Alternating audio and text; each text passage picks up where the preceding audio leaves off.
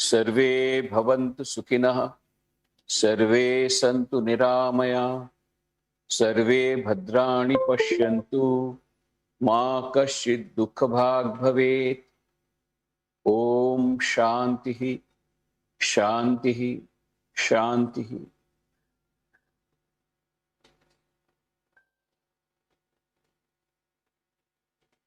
I am extremely thankful to the organizers for giving me this opportunity, and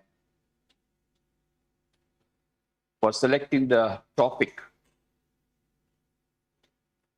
the holism of yoga. I would like to take the topic in a very different perspective. The word holism indicates the word is come from the word whole. So it is the word which covers all aspects of yoga. As you all know, Swami Vivekananda was the first saint who took yoga to the Western countries. When he went in 1893 to participate in the World's Parliament of Religion in Chicago,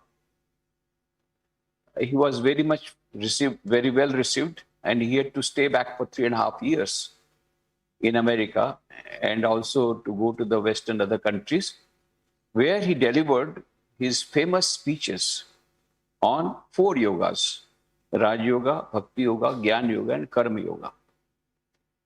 And this is the foundation on which the holism of yoga can stand. At the outset, we would like to again and again clarify that yoga is not yogasana. It's not limited to yogasana. It's a very small part of the whole part yoga. Yoga has come from the word, Sanskrit word, yuj. Yuj means to get united. Even the Latin word is yoke. Yoke also means get united. So it is a union between the individual self and the supreme self, which is the ultimate aim of human life. In this modern scientific term, it is the development of SQ, reaching to the climax of SQ, where we know the purpose of life, where we know the ultimate aim of life, where we become one with the infinite. Infinite knowledge, infinite bliss, infinite happiness, infinite life, Satchidananda. So it is in this context we have to take this whole concept. In the ultimate concept of yoga is leading us to the ultimate full development of SQ, where there is a union between the individual self and the supreme self. When we don't have anything more to be achieved. We want more and more, more and more. Go forward, go forward. Up to what extent? Go forward until the goal is reached. This is what Swami Vivekananda said. Uttishtata, Jagrata, Prapyaparan Nibodhata. Arise, awake, and stop not till the goal is reached. But what is the goal? Goal is that supreme consciousness. When we go from individual consciousness to supreme consciousness, when there is a union between the two, that is the goal for which we have to strive. And there are 4 ways by which we can reach that ultimate reality. So there is a very famous statement of Swami Vivekananda, very important statement, which gives the gist of whole of Vedanta, the whole of yoga, which has been given by Swami Vivekananda in the book Raj Yoga, where he says, each soul is potentially divine. The goal of human life is to manifest this divinity within by controlling nature, external and internal. Do this either by work or worship or psychic control or philosophy, by one or more or all of these, and be free. This is the whole of religion. Doctrines, dogmas, rituals, worship, temple, churches, mosques are but secondary details. So Swami Vivekananda speaks about the 4 yogas: Raj Yoga, Bhakti Yoga, Jnana Yoga, and Karma Yoga. He also says each and every yoga is capable of independently taking you to the union between the individual self and the supreme self. But the best way is to combine, to have a holistic approach. What is benefit? When we have combination of all the 4 yogas in our daily life, what happens? We get happiness and peace in everyday life, culminating in the eternal happiness, eternal peace, number 1. And number 2, it becomes easier when we combine all the 4 yogas.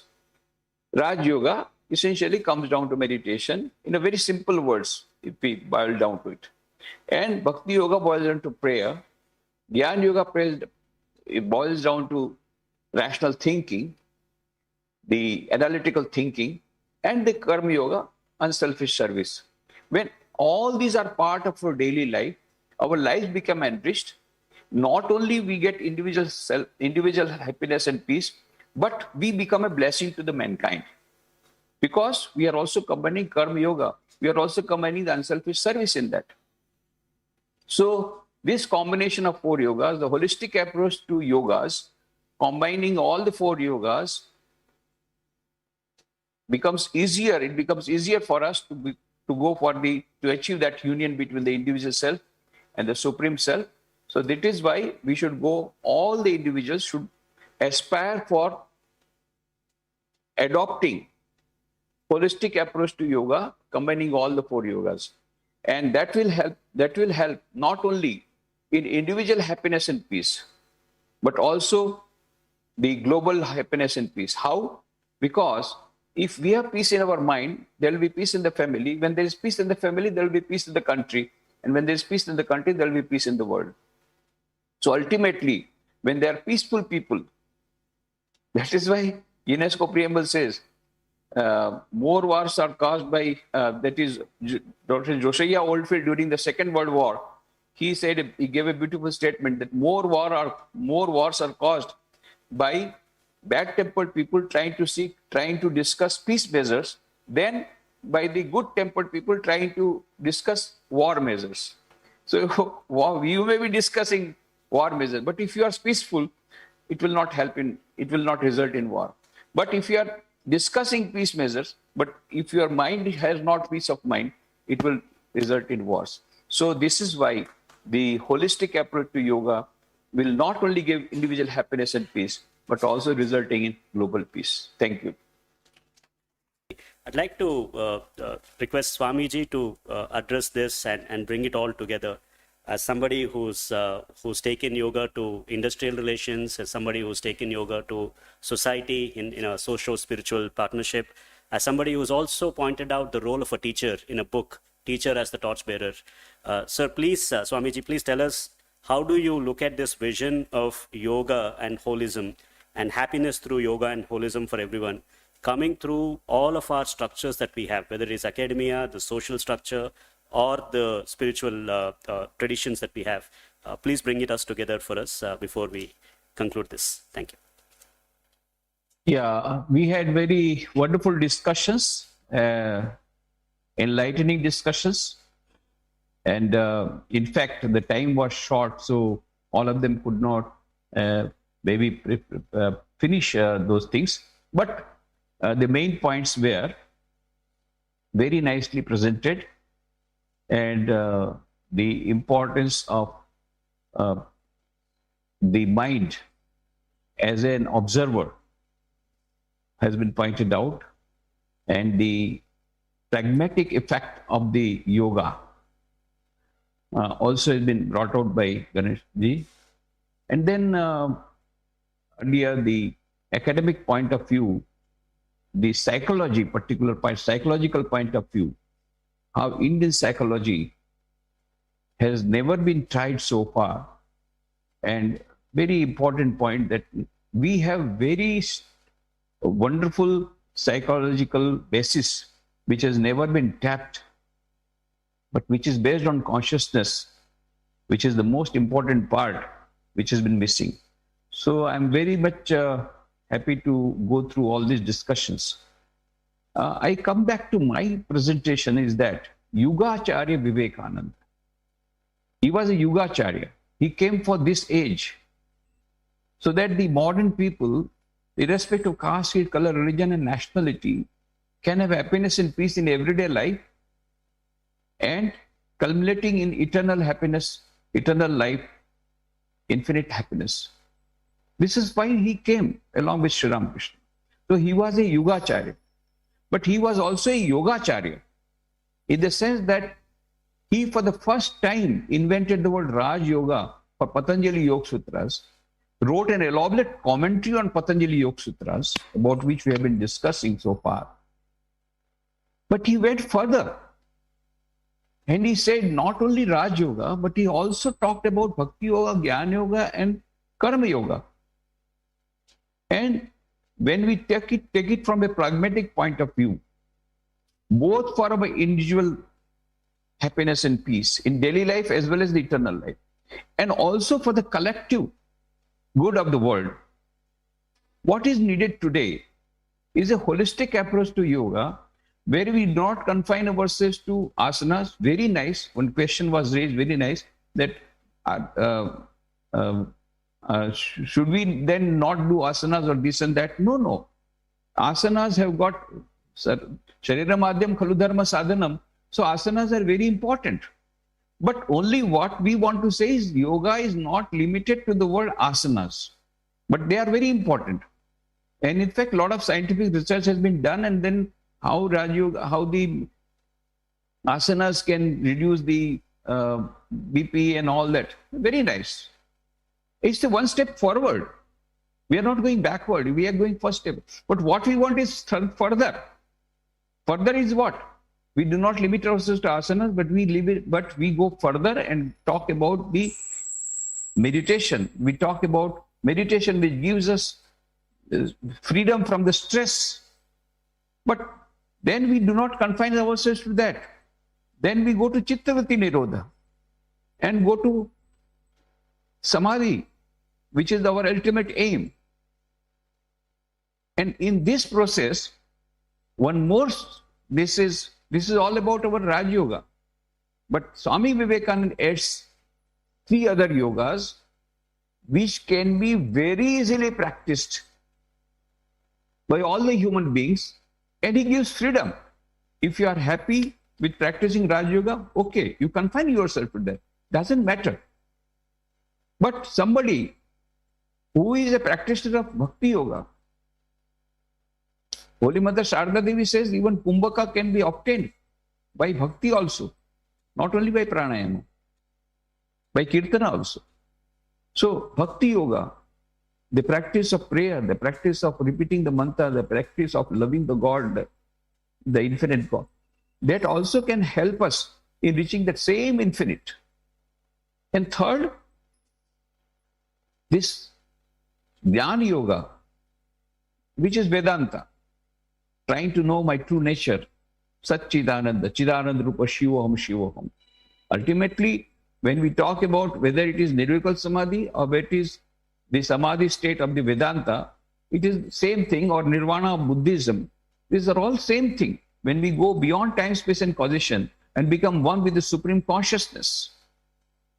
And the fourth most important that Swami Vivekananda talked about for the modern man is Karma Yoga. Because it is easier to practice, everybody will have to work. How to convert work into worship, that he has shown in his Karma Yoga.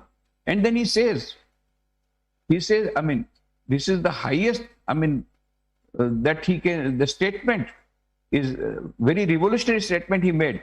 Even if a person has never gone to a temple, church or a mosque, even if he has not read a single book, he has not gone for any Jnana Yoga, and even he has not meditated any time, but if the simple power of good actions has brought him to the point where he is ready to sacrifice his life, his whole life for the benefit of mankind, he is the most spiritual person in the world. So unselfishness is the test of religion. And for Karma Yoga, that is the essential part. Detachment and unselfishness. These are the 2 things which are essential part of Karma Yoga, which converts work into worship. And you do whatever at present you are doing, you don't have to do anything extra. And yet, it can be converted, transformed into worship, yet it can give you happiness and peace in everyday life, and yet it can give you eternal happiness and peace. Not only that, when somebody practices this Karma Yoga, the whole world is benefited at the global level. I'll just give a small story and end.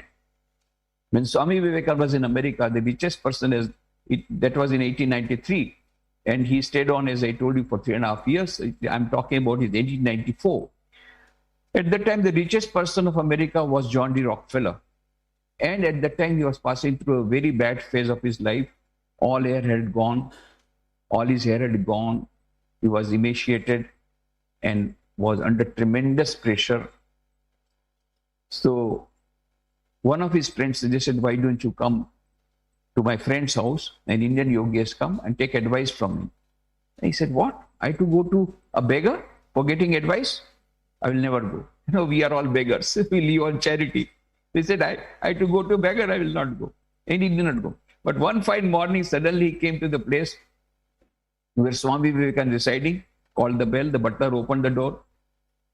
Swami Vivekananda was not in his drawing room. So without being announced, he entered the study room of Swami Vivekananda. Swami Vivekananda, as you know, he had tremendous power of concentration. He was fully engaged in reading, so he didn't know when Rockefeller came. So Rockefeller stood for some time, and then he knocked at the table. Then Swami Vivekananda looked up. Rockefeller said, I am Rockefeller. Swami Vivekananda said, what do you want? Now Rockefeller was not prepared for this type of treatment. Rockefeller means the President of America would get up from the seat, and here is the beggar sitting and asking me, what do you want? He became very angry. He said, I don't want anything. Then Swami Vivekananda asked, then why have you come? Now he had no answer. Then Swami Vivekananda said, Rockefeller, I know why you come. You come here because you do not have peace of mind. Then he started narrating many incidents from the life of Rockefeller, which nobody else knew except Rockefeller. And then he became very much excited. Who has told all these things to you? Swami Vivekananda smiled and said, do you think it is necessary?